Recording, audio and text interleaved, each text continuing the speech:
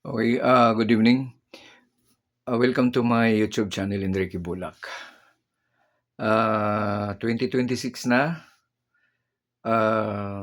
Di ko alam kung saang niche, no, pagkakaintindi ko sa advice nila yung kailangan daw hindi mo may niche ka. Ibig sabihin yung sungkot saan ka mamili ka na field.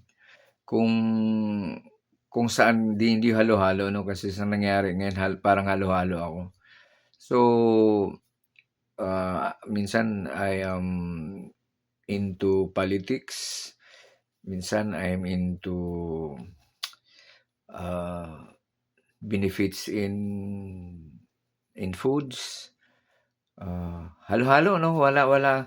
So, ang sabi kailangan daw sa isang field ka lang para yung tao o yung mga nanonood sa'yo, alam nila what to expect from you, hindi yung halo-halo.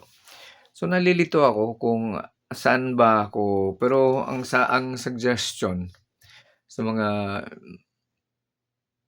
advice sa mga vloggers din, i-base mo sa kung saang in-upload mo na maraming nanood.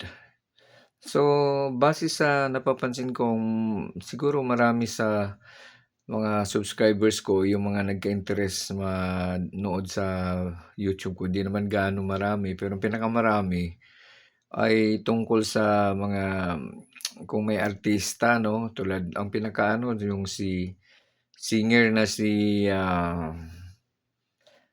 sino ba 'to, yung singer tapos na almost 10,000 views yun.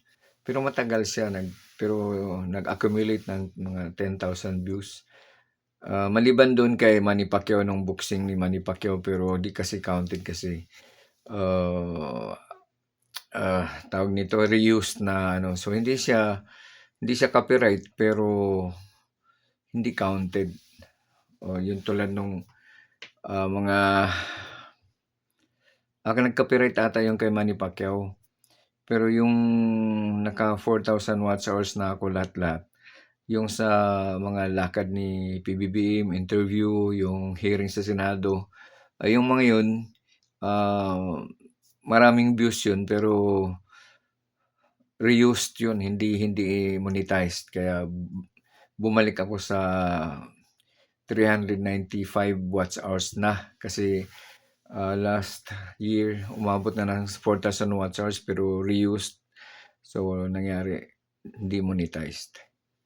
Ngayon, so nalilito ako kasi marami atang nanonood, mas marami kaysa sa normal kong views. Sa mga videos na upload ko ay about sa mga artista, no, tulad ni Budol, Herlin Budol, tapos yung singer. Parang sila yung ano, parang to that effect ang parang marami nanonood.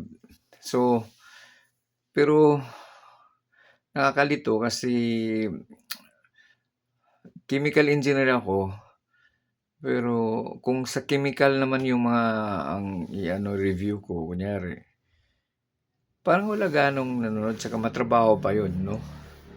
So, parang ang ayaw ko na sa politics, ayaw ko dahil sa politics, kadalasan sa mga kaibigan ko, magkaiba kami ng pananaw kasi ah, BBM ako, tapos sila kadalasan